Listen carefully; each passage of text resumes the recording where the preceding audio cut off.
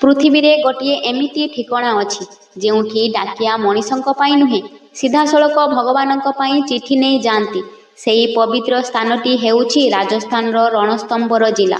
ଏଠାରେ ପ୍ରତିଦିନ ହଜାର ହଜାର ବିବାହ ନିମନ୍ତ୍ରଣ ପତ୍ର ଆସେ। କିନ୍ତୁ ପ୍ରଶ୍ନ ହେଉଛି, ଏହି ପରମ୍ପରା ଆରମ୍ଭ କେମିତି ହେଲା? ଏହି କାହାଣୀ ଆରମ୍ଭ ହୁଏ ଦ୍ୱାପର ଯୁଗରୁ, ଯେତେବେଳେ ଶ୍ରୀକୃଷ୍ଣଙ୍କର ବିବାହ ରୁକ୍ମଣୀ ମାଙ୍କ ସହିତ ନିଶ୍ଚିନ୍ତ ହେଲା। ବିବାହର ବ୍ୟସ୍ତ ପ୍ରସ୍ତୁତିରେ ପ୍ରଥମ ପୂଜ୍ୟ ଶ୍ରୀଗଣେଶଙ୍କୁ ନିମନ୍ତ୍ରଣ ପତ୍ର ଦେବାକୁ ଭୁଲିଗଲେ। ବରାତ ଚାଲିଲା, କିନ୍ତୁ ହଠାତ୍ ଶ୍ରୀକୃଷ୍ଣଙ୍କର ରଥ ମାଟିରେ ଅଟକିଗଲା।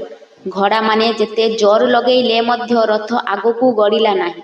ସେତେବେଳେ ଦେବତାମାନେ ସଙ୍କେତ ଦେଲେ, ପ୍ରଭୁ ଆପଣ ଗଣେଶଙ୍କୁ ପ୍ରଥମେ ନିମନ୍ତ୍ରଣ ଦେଇନାହାନ୍ତି, ସେଥିପାଇଁ ବାଧା ଆସିଛି। ଶ୍ରୀକୃଷ୍ଣ ସେହି ମୁହୂର୍ତ୍ତରେ ଗଣେଶଙ୍କୁ କ୍ଷମା ମାଗି ପ୍ରଥମ ନିମନ୍ତ୍ରଣ ଦେଲେ। ତୁରନ୍ତ ରଥ ଆଗକୁ ବଢ଼ିଗଲା। ସେହିଦିନଠାରୁ ଏକ ନିୟମ ହେଲା, ବିବାହର ପ୍ରଥମ ନିମନ୍ତ୍ରଣ ଶ୍ରୀଗଣେଶଙ୍କୁ। କିନ୍ତୁ କଳିଯୁଗରେ ଗଣେଶଙ୍କୁ ନିମନ୍ତ୍ରଣ କେଉଁଠି ପଠାଇବେ? ଏହାର ଉତ୍ତର ଲୁଚିଛି ଇତିହାସର ଗୋଟିଏ ଚମତ୍କାର ଘଟଣାରେ। 13 ଶତାବ୍ଦୀରେ ରଣଥମ୍ଭୋରରେ ହିନ୍ଦୁ ରାଜା ହମିରଦେବ ଚୌହାନ ଶାସନ କରୁଥିଲେ। ସେହି ସମୟରେ ଆକ୍ରମଣକାରୀ ଆଲାଉଦ୍ଦିନ ଖିଲଜୀ ରଣଥମ୍ଭୋର ଜିଲ୍ଲାକୁ ଭୟଙ୍କର ଆକ୍ରମଣ କଲା। ମାସ ମାସ ଧରି ଜିଲ୍ଲା ଘେରାଉ ହେଲା। ଭିତରେ ଖାଦ୍ୟ ଓ ପାଣି ପ୍ରାୟ ସମାପ୍ତ ହେବାକୁ ଲାଗିଲା। ହାର ନିଶ୍ଚିତ ବୋଲି ଭାବି ରାଜା ହମିରଦେବ ମନରୁ ଭାଙ୍ଗି ପଡ଼ିଲେ। ଶେଷରେ ସେ ତାଙ୍କ ଇଷ୍ଟଦେବ ଶ୍ରୀଗଣେଶଙ୍କୁ ଡାକିଲେ। ସେହି ରାତିରେ ଗଣେଶଜୀ ସ୍ୱପ୍ନରେ ପ୍ରକଟ ହେଲେ। ହମିର, ଭୟ କର ନାହିଁ, ମୁଁ ଆସିଗଲି। ପରଦିନ ସକାଳେ ଜିଲ୍ଲାରେ ଏକ ଅଦ୍ଭୁତ ଚମତ୍କାର ହେଲା।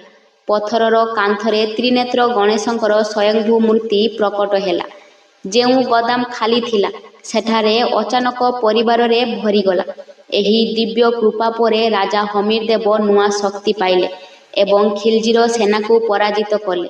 ସେହି ଦିନଠାରୁ ଲୋକଙ୍କର ବିଶ୍ୱାସ ହେଲା, ରଣଥମ୍ଭୋର ତ୍ରିନେତ୍ର ଗଣେଶ ପ୍ରତ୍ୟେକ ସଙ୍କଟରେ ତୁରନ୍ତ ସାହାଯ୍ୟ କରନ୍ତି।